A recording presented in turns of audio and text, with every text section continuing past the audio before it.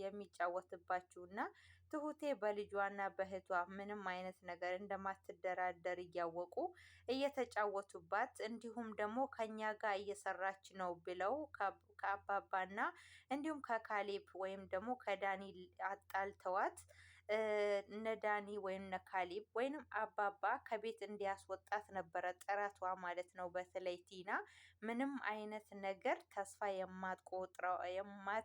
የማትቆርጠዋ እንግዲህ የአማርኛ እናንተው ማስተካክሉት እና እሷ የማትቆርጠዋ ትሁት ማለት ነው። ሰው ልጅ አንዴ እንኳን ተስፋ አይቆርጥም። የእሷስ ይለያል ከምር ነው ምላችሁና የእሷ ነገር ይለያል እላችኋለሁ ይለያል። እና ምላችኋለሁኝ እሷ እንግዲህ አንዱን ሀሳብ ሲያበላሹባት አንድ ሀሳብ ታመጣለች፣ አንዱን ሀሳብ ሲያበላሹባት አንድ ሀሳብ ታመጣለች እና ምንም አይነት ነገር ተስፋ የማትቆርጠዋ ቲና አድንቂያታለሁ እኔ በነገራችን ላይ ማለት ነው። የማደንቃት በመጥፎ ስራዋ ሳይሆን በቃ ተስፋ ምንም አይነት ነገር ቢመጣ አንድ ነገር ቢያደናቅፏት ሌላ ዘዴ ትፈጥራለች ማለት ነው። ይገርማል። ምነው ይሄንን ጠንካርነቷን ለሌላ ነገር ብትጠቀመው ብዬ ተመኘሁኝ ማለት ነው። እና ትሁቴን እንግዲህ ምን እንዳደረገቻት አይታችኋል። የቤቱን ካርታ በብርድ ልብሷ ውስጥ ወስደህ አስገባና ከዛ በኋላ እሱን ወረቀት ይዘሽ ነይ እንላታለን ብለው ሲጫወቱባት ነበረ ማለት ነው። እንግዲህ ያው አባባ ያንን ነገር በማግኘቱ ወይም ደግሞ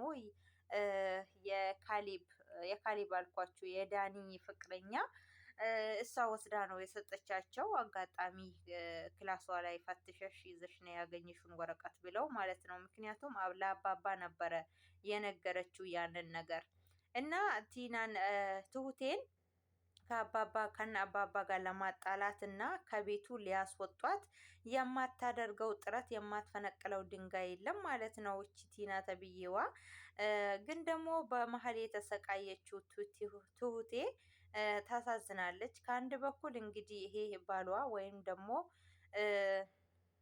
ተመስገን እያሰቃያት ነው። ከአንድ በኩል ደግሞ እሷ ከነ አባባ ልትለያት የምታደርገው ጥረት እጅግ ያሳዝናል ማለት ነው። እንግዲህ አባባ ይሄ የቤቱ ካርታ እንዴት ሆኖ ነው በቲና እጅ የገባው ብሎ በጣም ነበር ሀሳብ ውስጥ የገባው።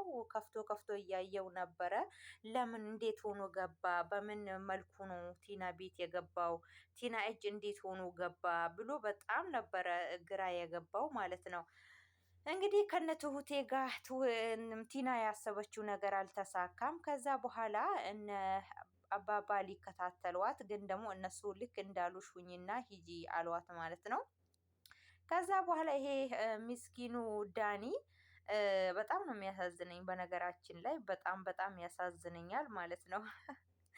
እንግዲህ ያው ቲናን ተከትሎ ሄዶ ነበረ እንዳያችሁት ትሁቴን ማለት ነው። ተከትሎ በሄደበት ሰዓት ያው ትሁት ደግሞ ወደ እህቴ ወይንም ወደ እህቴ ውሰደኝ፣ እህቴ ጋር መሄድ እፈልጋለሁ እያለችው ነበረ። ልብሱን ጠቅለል አድርጎ በሻንጣ ሲያስገባም እንዲህ ወዴት ነው የምትሄደው? እኔ እኮ ከሀገር እንድትወጣ አስመሰልከው፣ እህቴ ጋር ውሰደኝ እያለችው ነበረ። እሱም ኮስተር ብሎ እህትሽ ጋር ልወስድሽ ነው ብሎ በሩን ከፍቶ የላ ነይ እንሂድ አላት ማለት ነው። ነይ በእንሂድ ሲላት እሺ ብላው በሩን ከፍቶ ሲወጣ ዳኒን አገኘውና እንዴ ሰው አስከትለሽ ነው እንዴ ያመጣሽው? ሰው አስከትለሽ ከመጣሽ እኔ ነግሬሻለሁኝ ሌላ ጨዋታ እየተጫወሽ ከሆነ ሲላ አረ ማንም ሰው የለም አለችው ማለት ነው።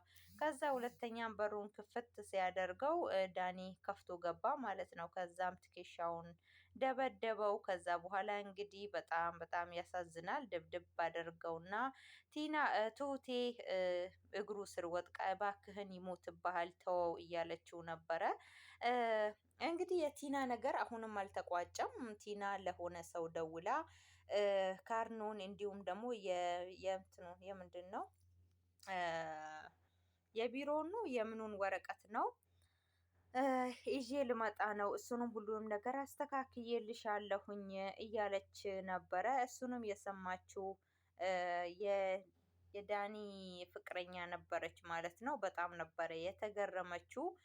ወደ ዳኒ ይሁን ወይም የዳኒ ፍቅረኛ ጋር ይሁን አላውቅም። በጣም በፈጠነ መልኩ አባባ እየተራመደ ነበረ። ወዴት እንደሚሄድ ግን አላቅም። ወዴት ይመስላችኋል?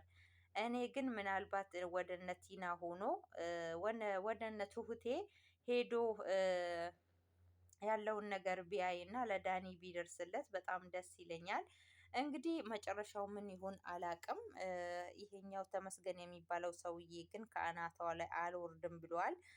በጣም ነው የሚያስጠላው እውነት ለመናገር በእያንዳንዳችን ቦታ ይሄ ነገር ሊኖር ይችላል። አንድ ሰው ያለ ፍላጎቱ ከኖረ በኋላ አንዱ ሰው ደግሞ በቃ በተለይ ወንዶች ማለት ነው። ሴቶች የፈለገም ነገር ከዛ ሰው ጋር ለመኖር ፍላጎት ቢኖረንም ግን ደግሞ ባልየው ካልፈቀደ ምንም አይነት አቅም ስለሌለን አርፈን ቁጭ እንላለን ማለት ነው። ግን ወንዶች ሴቷ ካልፈለገች ህይወቷን በሙሉ እየተከታተለ ለማጎሳቀል ይሞክራል ማለት ነው። በቃ ከኔ ጋር ነው መኖር ያለብሽ እኔን ካላገባሽ እያለ በየሄደችበትና በየኖረችው ህይወት ላይ በቃ ጣልቃ እየገባ እንዲሁም ደግሞ ቁም ስቃይዋን እያሳየት ነው የሚኖረው ማለት ነው። ብዙዎቻችን የብዙዎች የሴት ቤት ያንኳኳል ይሄ ነገር ማለት ነው። ምክንያቱም አንድ ሴት ልጅ አልፈልግም ብላ ብትሄድም እሱ እስካልተዋት ድረስ በቃ በየሄደችበት ነው የሚከተላት ማለት ነው። የእውነት ነው የምላችሁ እኔ ራሴ በቃ የገጠመኝ ታሪክ ወይም ደግሞ ያየሁት ነገር ሊኖር ይችላል። እና ወንዶች ግን በቃ ሴት ልጅ ምንም ያህል ብትወደው ምንም ያህል ከሱ ጋር ለመኖር ብትፈልግ እንኳን በራሷ ህይወት እንትን ትበል እንጂ የእሱን ህይወት ሄዳ ለመበጥበጥ አትሞክርም። ግን ወንዶች በቃ አይ ብለው ደግሞ አይ አንቺ ካልፈለግሽኝ ብሎ የራሳቸውንም ህይወት የሚኖሩ ወንዶች አሉ። ግን ደግሞ በቃ መበቀል ያለ አይደለ እንዴት እኔን አልፈልግም አልሽኝ ብሎ ለመበቀልም የሚጥሩ ብዙ ተንኮለኛ ወንዶች አሉና እባካችሁን ሰላማችንን አትንሱን ለማለት እወዳለሁኝ። ብዙዎቻችን በዚህ ያህል ህመም የተሰቃየን በየቤቱ የሸፈነው ሀዘን ሊኖር ይችላል ልክ እንደ ትሁቴ ማለት ነው። አሁን ትሁቴ ከሱ ጋር መኖር አትፈልግም። ከሀገር ሸሽታ የሰው ሀገር ላይ መታ ሰራተኝነት ተቀጥራ የምትሰራው ተመስገንን ፈርታ ነበረ ማለት ነው። ዞሮ ተዛዙሮ ግን አፈላልጎ ህይወቷን ለመበጥበጥ ኑሯን ለመበጥበጥ ተመልሶ ባለችበት ቤት ላይ ነው ተከትሏት የመጣው እንዳያችሁት እና እጅግ በጣም ያሳዝናል ማለት ነው። እና ይሄ ነገር ይብቃ ቢባል መልካም ነው። ብዙ ሴቶች በዚህ መንገድ እያለቁ ነው። በቃ ጥለው እየፎከሩ እንዲሁም ደግሞ በቃ በቤተሰብ እያስፈራሩ በራሳቸው በህይወታቸው እያስፈራሩ ብዙ ወንዶች ሴትን ልጅ በዚህ መልኩ አምቀው ይዘው ጉዳት የሚያደርሱ ወንዶች አሉ ማለት ነው። እንደዛውም ደግሞ ካልፈለግሽኝ የራስሽ ጉዳይ ብሎ የራሱን ህይወት የሚኖርም ወንድ ልጅ አለ። ግን በዛሬ ጊዜ ወንዶች ስትባሉ በቃ በቀል ነው። በቃ አላቅም ማለት ነው። እና አንድ ሰው ብዙ ሰውም ሆነ ሊግባባ ይችላል ሊዋደድ ይችላል። እንደዛውም ልጅም ሊወልድ ይችላል። በመሃል ደግሞ አልተስማሙም አልተግባቡም መለያየት አለ። እሱም የራሱን ህይወት እሱም የራሱን አንቺም የራስሽን ህይወት መምራት ነው። እንደዚሁም ደግሞ በቃ አለ አይደለ በአሁን ትሁቴ ደፍሮ ነው በ15 አመቷ ነው ትዳሯን ወይም ደግሞ ከራሷ ጋር ያለ ፍላጎቷ እየኖረ ልጅ የወለደችው ማለት ነው። አስቡት እንግዲህ መሸማቀቅ የሚባል ነገር አለ። በየሄደችበትን መንገድ ላይ እየተሸማቀቀች ነው። ሀገሩንም የተወለደችበትን ሀገር ልጇን ጥላው እንኳን የሰው ሀገር ላይ እንዲሁም ደግሞ ሌላ ቤት ላይ ሰራተኝነት ተቀጥራ እየሰራች ራሱ መሸማቀቅ ነው። ልጄን ምን ያደርግብኛል? እኔንስ ምን ያደርጋል?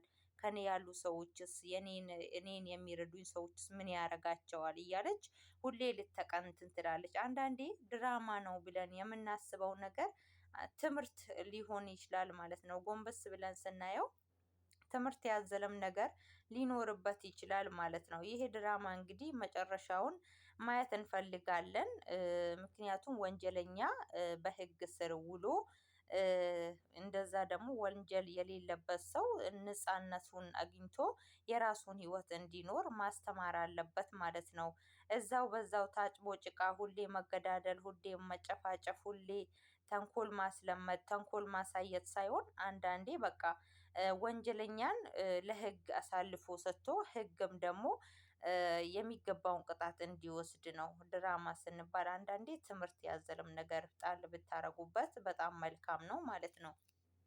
ያው ዛሬ መንግስት ሀገራችን ላይ አለ ማለት ይከብዳል። ምክንያቱም በተለይ ለደሃ ለአቅመ ለደካሞች ነው የሚበረታው እንጂ እንደዚህ ራሳቸው ካፈነገጡ ሰዎች፣ ገንዘብ ሀብት ካላቸው፣ ዝና ካላቸው ሰዎች መንግስትም አይደፍርም ማለት ነው። ያው የሚደፍረው ሁላችንም የምናየው ነገር ነው። ለደሃ ነው ገንዘብ ለሌለው ለደሃ ለምስኪን በምስኪን ላይ ነው መንግስት ራሱ እየበረታ ያለው እና ለምስኪኖች ናቸው እየበረታ ያለው ማለት ነው። እና ሀገራችንን አላህ ሰላም ያደርግልን። ከመጥፎ ነገር ሁሉ ይጠብቀን። እኛን በቃ ከሚያደናቅፉን ክፉ ሆነው ራሳቸው ክፉ ሆነው ክፉ ከሚያደርጉን ሰዎች አላህ ይጠብቀን ማለት ነው። ውድ ተመልካቾቼ እወዳችኋለሁ፣ አከብራችኋለሁኝ። ሰላማችሁ ብዝዝት ትረፍረፍ ይበልልኝ። አላህ ሱብሃነሁ ወተዓላ ሀገራችንን ሰላም ያርግልን። እንደ በፊቱ እንደ አባቶቻችን እንደ አያቶቻችን ሰላም፣ ፍቅርን፣ አንድነትን ተዛዝነን ተዋደን የምንኖርበት ህይወት ኑሮ ይስጠን ማለት ነው። ከምንም በላይ ደግሞ በህይወታችሁ የሚያስፈራ ነገር የሰው እጅ ማየት ነው፣ የሰው ፊት መቆም ነው እና አላህ ሱብሃነሁ ወተዓላ ከሰው ፊት መቆም አላህ ይጠብቀን። አላህ የራሳችንን ለራሳችን ተርፈን ለቤተሰብ ተርፈን ለሁሉ ሰው የምንረዳበትን አቅም ይስጠን እላችኋለሁ። እኔ በህይወት ዘመኔ የሰው ፊት መቆም ነው የሚያስፈራኝ እና አላህ የሰው ፊትን አያሳንሰን እላችኋለሁኝ ውዶቼ። ለነበረኝ ቆይታ እጅግ አድርጌ አመሰግናለሁ። ላይክ እንዲሁም ሼር ሰብስክራይብ አድርጉ።